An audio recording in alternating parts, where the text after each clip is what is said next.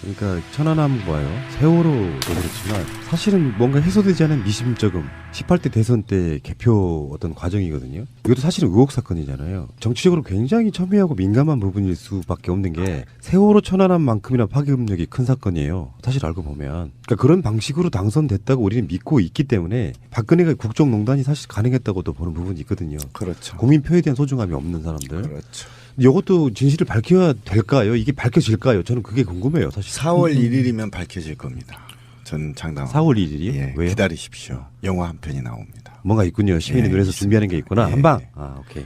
부정선거에 관한 증거가 너무나 명백하기 때문에 조금만 들여다보면은 알 수도 있고 또 그것이 밝혀질 수밖에 없다고 저는 봐요. 그리고 그잖아요. 4월 1일 날 개봉될 A라는 다큐를 보시면 감시자들이죠. 예, 아마 뒤집어져 버릴 겁니다. 네. 세상이 완전히 거기도 저도 인터뷰했습니다. 예. 아, 그러셨구나. 정말 충격적인 지금 제가 말을 드릴 수가 없는데요. 정말 아까 신상철 대표님이 말했던 2에서 3%가 어떻게 조작되는지를 과학적이고 굉장히 객관적으로 그러면 스포일러 하나만 해주세요. 해킹이 가능합니까? 100% 가능합니다. 어허. 그것도 됐어요. 30초도 안 걸립니다. 여기까지.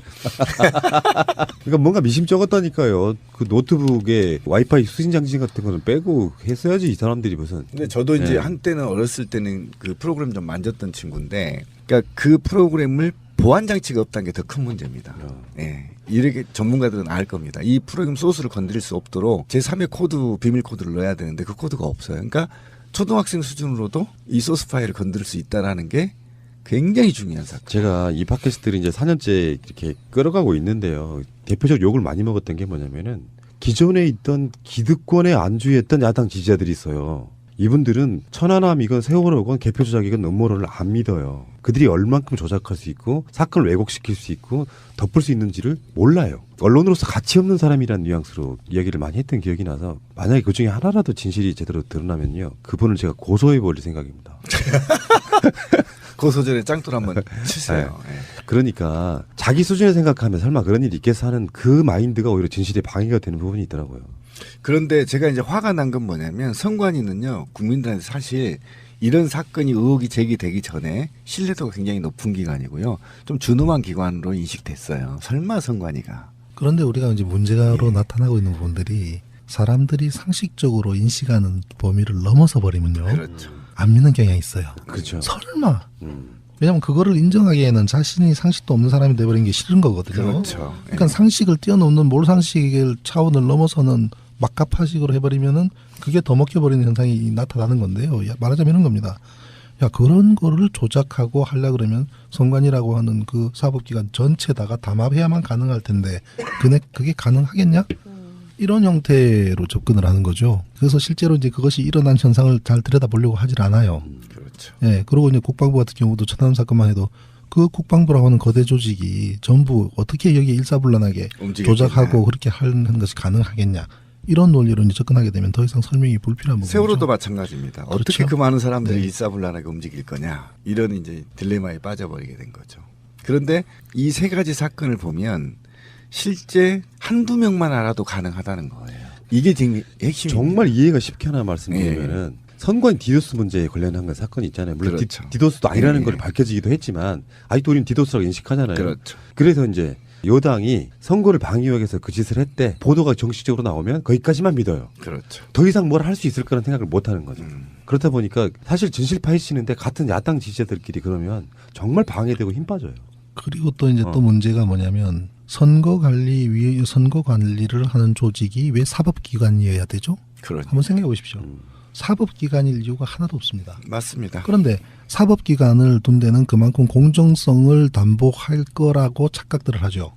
그런데 이것이 문제가 되는 게 선관위원장은 대법관이고, 그죠? 그다음에 선관위 각 지역에 있는 선관위원장들은 부장판사급이에요. 이분들이 조작에 가담하거나 아니면 조작을 묵인하거나 조작을 모르고 내버려 두는 바람에 이것을 문제 삼았을 때 사법기관이 그 사람들을 조사하거나 처단하거나 문제 삼지를 못해요. 동료들이니까. 제가 예를 들면 지난 대선 자료 가운데 두 가지를 놓고 제가 고발장을 제가 제출을 했는데요. 하나는 춘천 같은 경우에 밤 9시 14분에 개표를 시작해서 밤 9시 24분에 개표가 끝난 그 춘천시 동네 몇 군데에서 어떻게 7시 30분 단위에서 방송에 나가버립니까? 결과가. 말이 안 되잖아요. 이런 부분들, 그다음에 미분류표가 1680 주민이 투표를 했는데 그중에 절반에 가까운 49%에 가까운 800표 가까이가 미분류표로 분류가 돼요. 기계가 인식을 못한다는 거예요. 그런 다음에 그걸 사람이 손으로 이렇게 나눠줍니다. 전산으로 나온 거는 6대4가 나오지만 손으로 분류한 거는 8대2 나오는 이런 결과. 결국은 그것을 인위적으로 결과를 바꾸기 위해서 한 행위들. 예. 그래서 부정선거로 해서 춘천집 그 선관위원장을 고발을 했고요. 또 하나는 우리 저 광주 북구에서 위원장 도장이 두 가지가 나왔잖아요. 최인규 부장판사. 한쪽 도장은 최인규, 한쪽 도장은 최인규인. 그래서 이제 결국은 광주 북구에 105개 선거구가 있는데 투표구가 있었는데요. 105개 중에서 75장은 오리지널 도장이 찍혔고 30몇 장은 새로 판 도장이 찍힌 거예요. 그래서 그거를 직접 제가 이건 부정선거의 위조에 해당한다 해서 창원지검의 김은정 검사 있었지 않습니까? 그 당시에. 예. 그래서 김은정 검사한테 수사를 의뢰하고 싶다는 코멘트까지 달아서 창원지검에 제가 고발장을 제출했어요. 그러면 고발장을 제출하니까 뉴시스 기자가 이제 와서 붙어서 같이 취재를 했습니다. 그래서 내가 부장판사가 통화를 했어요.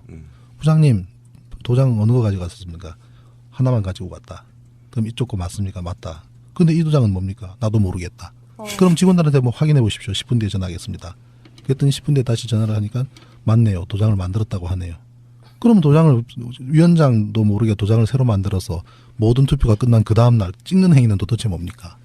그래서 이제 선관위 직원하고 통화를 했어요. 그랬더니 도장이 두 종류라도 문제될 건 없다라고 얘기를 해요. 어쨌든 당신이 이걸 만들어서 찍은 거 아니야. 그렇다. 그럼 위원장한테 보고하지도 않고 찍은 거 아니냐. 위원장은 아무것도 모르고 있는데. 그러니까 이제 말을 못 해요. 그래서 이제 고발장을 제출했는데 다 기각됐습니다. 왜냐, 사법부에서도 이걸 만약에 문제를 삼기 시작하면 전국의 선관위에 있는 판사분들 굉장히 곤란해질 거예요. 나는 그 부장판사님이 이 내용, 부정개표의 내용 전혀 모르는 분이라고 생각합니다. 네, 전혀 몰라요. 모르고 흘러가 버렸기 때문에 그분들은 최소한의 지휘 책임, 전체적인 책임으로부터 자유롭지 못하잖아요. 그럼 전부 다 유죄 판결 받아야 돼요. 전국에 그렇죠. 수십 명의 판사들이. 이거를 검찰이 못하는 겁니다. 이게 굉장히 중요한 게요. 그럼요. 선관위 조직은 가장 엄중한데 사실은 판사들이라고 하는 그 조직의 상부의 통제를 거의 받지 않은 상태, 평상시 때는. 그렇죠. 그러니까 굉장히 방만하고 그런 상태에다가 선거 때만 주로 그분들을 오셔가지고 결제해주고 가는 그런 방식이잖아요. 그러니까 선거관리위원회가 별도로 있을 필요는 없다고 네. 보는 게 만약에 수개표를 하면 투표한 곳에서 문구를 잠그고 그 자리에서 바로 까면 되는 거잖아요. 그렇죠. 동사무소에서 명단만 만들면 돼요. 그렇잖아요. 그리고 내가 투표하는 용지에 시리얼 넘버가 붙어 있어서 어떤 국민이든 내가 결과가 지금 그대로 잘 보존되는지 보고 싶다라고 소송을 했을 때 보여줄 수 있는 메커니즘. 지금은 1년 번호가 없잖아요. 예. 선거 끝나고 교체해버리면 알 방법이 없지 않습니까? 이러한 몇 가지 시스템만 갖추게 되면 동사무소에서 선거 있을 때 관리하는 것으로 충분합니다. 그 맞습니다. 시리얼 넘버 같은 거는 원래 있던 걸 없앤 거거든. 법을 개정해가지고. 그러니까 결국 퇴보하고 있는 거야 선거 시스템이. 부정을 하도록 방조한 결과가 돼버렸죠. 그러니까 도장이 의도적으로 그게 만들었죠. 얼마나 중요하냐면 이번 경우는 명확하게 이름과 인이 들어있어서 구분이 되잖아요. 똑같은 도장이 두 개 있다고 생각해 보세요. 정말 심각하죠. 이거는 그래서- 밝혀질 수도 없어요. 그러니까 선관위 쪽에 자기들 쉴드는 어느 정도 업무 효율성 때문이라고 그러니까 얘기하겠지. 어느 정도는 이해가 안 되는 바는 아닌데 분명히 그 점을 악용하는 사람들이 나오기 때문에 문제인 거예요. 그렇죠. 그리고 온갖 실수가 수도 없이 드러났지만 그들의 일관된 변명은 차고 실수잖아요. 그 개선할 여지도 없어요. 근데 그것도 인정 안 해요. 사실은 선관위는 최근에 왜 그 문제 없다 이렇게 시민의 눈이 밝혀낸 것 중에 불법 노트북 들어와 있다는 것도 그렇죠. 영상으로 밝혀낸 거고요. 예. 최근에 여러분들이 다 아실 만한 선거 중에는 나경원과 박원순 시장의 선거에서 이상하게 강남 3구를 제외하고도 다른 지역에 있는 부지자 투표는 다 나경원이 이겼습니다. 그거 어떻게 예. 설명할 수 있어요? 시상철 대표님 얘기했는데 이 투표지 분류기에 최대의 관심을 가져야 될 것은 미분류표입니다. 예, 여기에 답이 있어요. 영화 보십시오. 기다리십시오. 예. 미분류표가 흘러나오는 데는 선거를 감시하던 모든 사람들이 그게 뭔지 몰라요. 예. 그냥 줄줄줄줄 뒤로 나서 나옵니다. 거기에 답이 있습니다. 예. 예, 그리고 투표지 분류기는 오차가 제로인 100% 오차가 없습니다. 그런데 그 기계는 완벽한 기계인데 어디에서 오차가 있냐? 노트북에 있습니다. 오차가 나도록 만드는 거죠. 만드는 프로그래밍 된 거죠. 기계는 증명이 됐더라고요. 거의 오차가 없어요. 한틀 시스템 예. 지금도 기억합니다. 그분들이 만든 기계가 바로 우리 돈 찾는 기계잖아요. 예, ATM기. 그죠? 뭐 10,000원짜리, 50,000원짜리가 혼선이 난다고 그러면은 국가 경제가 무너져 저 버릴 겁니다. 사람이 이게 보면 기계가 나쁜 거야? 이렇게 기계만 보고 있는데요. 기계는 거의 오차가 없나. 아까 돈 세는 그 오차 있는 거 봤어요. 만약에 10만 원 차인데 20만 원 나온다고 생각해 보세요. 끔찍하잖아요. 또 요즘은 5만 원짜리 1,000원짜리 섞여 나오는데 5만 원짜리 5장인데 6장 나오면 큰일 나잖아요. 굉장히 과학적이고 정확합니다. 기계는. 근데 그 기계를 컨트롤하는 누가? 예. 정확하게 오차가 나게 만든다 이거지. 예. 그러니까 선관위 직원들도 모르고 아무도 모릅니다. 그 아는 사람은 한두 명에 지나지 않죠. 컴퓨터는 능력이 여러 가지가 있는데 그 중에서도 일정 간격으로 랜덤하게 몇 장씩 저리 주라는 명령도 가능하단 말이에요. 그렇죠. 랜덤으로 세 장이 반드시 저리 가라고 하는 것이 아니라 일정 부분 랜덤으로 1초간 예를 들면 쭉쭉쭉쭉 분류를 하다가 1초 동안 랜덤을 줘버리면 1초 동안 두세 장은 휙 가버리잖아요. 그죠? 그런 여러 가지 방법으로 조작 가능한 것이 전산을 활용한 방법이기 때문에 정말 충격이 될 겁니다. 사회적 논란은 이런 것들이 있어요. 이상하게 그 번지 덮여지는 부분이 있잖아요. 이런 거 있잖아. 이제 뭐 정권도 바뀌었는데 굳이 이런 논란 만들어 다시 파헤칠 필요 있어? 하는 사람들 분명히 나옵니다. 그러니까 그때 속이 터져버리는 거예요. 그러니까 역사가 청산이 안 되고 계속 이상하게 흘러가는 거예요. 방송 들으신 분 중에 뜨끔하실 분 있어요. 저는 그런 사람이 있으면 그런 사람은 개무시해 버립니다. 왜? 그런 사람들은 역사를 진보시키지 못합니다. 이제 거기서 이제 뭐 시발단 위의 분들, 일베일 위의 분들의 반론 비슷한 게 하나 있는데 전자개표기는 민주정부 때 도입된 거다. 저 그거 부정하는 게 아니라요. 그것이 나는 부작용이 생겼다라고 하면 빨리 시스템을 환원시켜가지고 수개표로 다시 바꾸는 게 맞을 거예요. 그것도 지금 잘못으로 밝혀졌죠. 한나라당이 법안을 이미 만들어 놓고 김대중 대통령 때 도입할 수밖에 없게끔 이미 법이 이전에 통과된 상태였었어요.